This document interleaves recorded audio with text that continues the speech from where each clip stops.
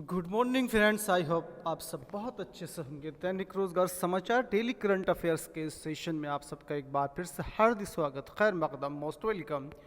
सो यूपीएचईएससी विज्ञापन संख्या 51 के आवेदन लेने के बाद परीक्षा की तिथि घोषित करना और इसी के साथ परीक्षा को कराना लगता है भूल गया है। चूँकि ये आयोग विज्ञापन संख्या 50 के तहत कराए गए विभिन्न विषयों के संशोधित परिणाम जारी करने में लगा हुआ है। विज्ञापन संख्या 50 के कई विषयों के रिजल्ट में इतनी गड़बड़ी देखने को मिली है कि बहुत सारे अभ्यर्थियों ने इसी को लेकर के हाई कोर्ट में रिट दायर की थी और आयोग को फिर जो है उसमें मुंह की खानी पड़ी और संशोधित परिणाम फिर से जारी करना पड़ा।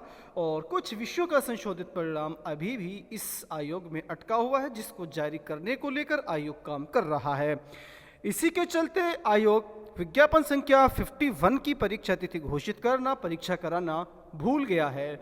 अब अगर बात की जाए कि यूपीएचईएससी के विज्ञापन संख्या 51 के तहत 1017 पदों पर असिस्टेंट प्रोफेसर की जो परीक्षा होनी है वो कब होगी, तो आयोग की कार्यप्रणाली को देखते हुए कहा जा सकता है कि अब ये परीक्षा 10 फरवरी के बाद ही आयोजित कराई जा सकती है।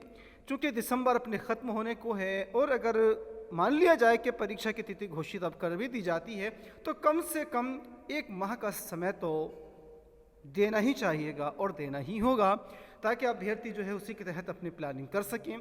तो इसी को देखते हुए एक उम्मीद की जा सकती है कि यूपीएचईएससी की विज्ञापन संख्या 51 की जो परीक्षा तिथि है वो 10 फरवरी के बाद ही घोषित की जा सकती है।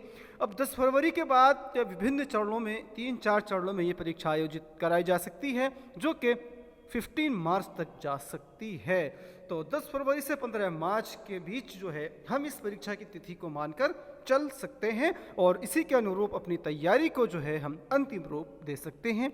तो दोस्तों, विज्ञापन संख्या 51 की जो परीक्षा तिथि है वो 10 फरवरी के बाद ही आपको देखने को मिल सकती है। इससे पहले आप अपनी तैयारी को लगातार बढ़ाते रहिए और अच्छी तैयारी करते रहिए, ताकि परीक्षा जब भी हो आप अपनी तरफ से उसको 100% सही कर सकें और आप इसके अंदर एक बेहतरीन कामयाबी हासिल कर सकें। तो ये तो बात थी यहाँ पर यूपीएचईएससी के विज्ञापन संख्या 51 के तहत परीक्षा तिथि के बारे में। आइए अब हम आगे चलते हैं कि और विभिन्न न्यूज़ यहाँ पर क्या क्या हैं। 28 और 29 दिसंबर को होगी सीटीईटी की परीक्षा। जी हाँ, सीबीएसई ने एडमिट कार्ड जो है वो जारी कर दिए हैं, परीक्षा तिथि घोषित कर दी गई है। केंद्रीय माध्यमिक शिक्षा बोर्ड सीबीएसई ने केंद्रीय शिक्षक पात्रता परीक्षा सीटीईटी की तिथियां जारी कर दी हैं। यह परीक्षा 28 व 29 दिसंबर को आयोजित की जाएगी। इन दोनों दिन के परीक्षा के लिए बोर्ड ने प्रवेश पत्र भी जारी कर दिए हैं। बोर्ड ने प्रवेश पत्र को अपनी वेबसाइट ctet.nic.in पर अपलोड कर दिया है। सीबीएसई ने स्पष्ट किया है कि सीटीईटी परीक्षा का बाकी शेड्यूल जल्द ही जारी कर दिया जाएगा। सीटीईटी 2022 के लिए इस साल 32.45 लाख उम्मीदवार पंजीकृत हैं। परीक्षा 74 शहरों में 243 केंद्रों में होगी। 2 दिन की परीक्षा में 2.59 लाख उम्मीदवारों की परीक्षा में बैठने की संभावना है। और यह जो एग्ज़ाम है वो सीबीटी यानी कि कंप्यूटर बेस्ड होगा। ऑनलाइन ये परीक्षा आयोजित कराई जाएगी और जो पहली पाली है परीक्षा 2 पालियों में सुबह 9:30 बजे से दोपहर 12 बजे तक और दोपहर 2:30 बजे से शाम 5 बजे तक आयोजित की जाएगी। और दूसरी तरफ समाज कल्याण विभाग के संविदा शिक्षकों को नियमित करने की मांग जो है वो शिक्षकों द्वारा की गई है। राज्य कर्मचारी संयुक्त परिषद के अध्यक्ष जयंत तिवारी ने समाज कल्याण विभाग के संविदा शिक्षकों को नियमित करने की मांग की है। उन्होंने कहा कि वर्ष 2008 से 2016 तक नियुक्त सभी प्रवक्ता व LT ग्रेड के संविदा शिक्षकों को नियमित किया जाए। और दूसरी तरफ कट ऑफ से अधिक पाने वाले याचियों की नियुक्ति पर 1 माह में करें विचार। इलाहाबाद हाई कोर्ट ने 2018 की पुलिस पीएसी भर्ती में सामान्य श्रेणी महिला के कट ऑफ से अधिक अंक पाने के बावजूद पिछड़े वर्ग की महिला कोटे में चयनित न करने पर दाखिल याचिका स्वीकार कर ली है। साथ ही पुलिस भर्ती बोर्ड को याचिका की नियुक्ति पर 1 माह में विचार करने का निर्देश दिया है। और एलटी ग्रेड अभ्यर्थियों ने मांगा है समकक्ष अहर्ता का समाधान। राजकीय माध्यमिक विद्यालयों के लिए मुख्यमंत्री ने 18 दिसंबर को चयनित 1395 प्रवक्ता एवं सहायक अध्यापक एलटी को नियुक्ति पत्र सौंपा।